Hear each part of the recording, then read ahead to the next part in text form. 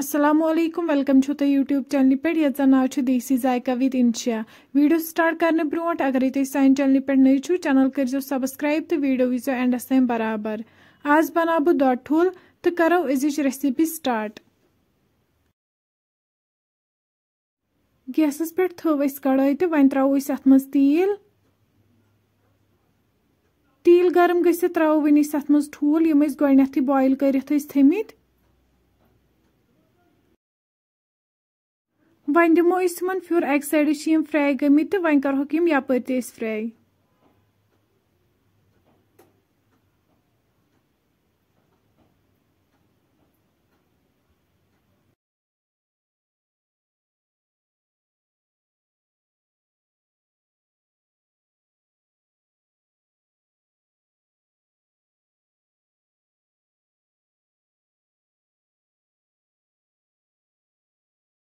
सन ठूल गई फ्राई तो वन कड़ोक बानस मज नबर।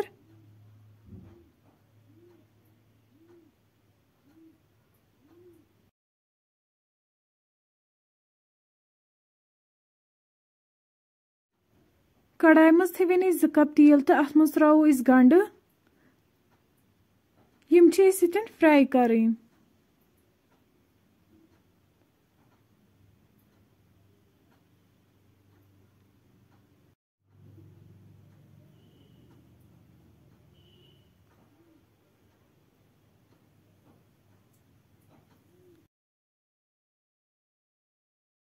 हल्के फ्राई गसित त्रो वन अत मज नील मरचांगन तो करहोक यम ते फ्राई।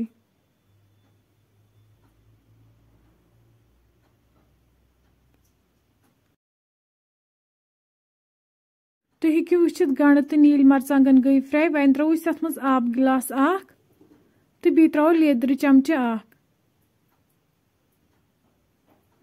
वन थो पे लिड यीस कलस ग्रेख यी।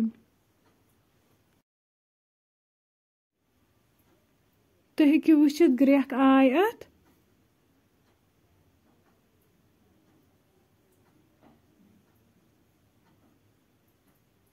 वन त्रो अत मज 1 लीटर दूध।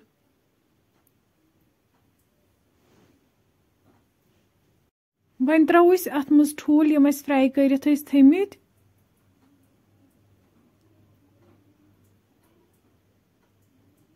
ग्रेख ये त्रो अत मज नून चमचे 2 बादियान चमचे चीटित मसाल अत मज सब्ज ٲल तो बड़ ٲल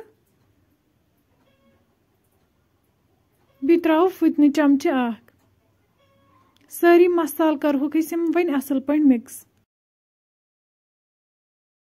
सारी मसाल रल त्रो वन अत पे मेथ तो थो पे ढकन लगभग 20 मिनटन यीस कलस अमिच ग्रेवी थोड़ा कम गस। तुम हेकु वुचित अमिच ग्रेवी कम गमज। सन दोड ठुल बिल्कुल तैयार। फ्रेंड्स ये अजिच सन रेसिपी अगर तुम सन रेसिपी पसंद आमु चैनल कर सब्सक्राइब तो बी दीजो पन फीडबैक। अल्लाह हाफिज।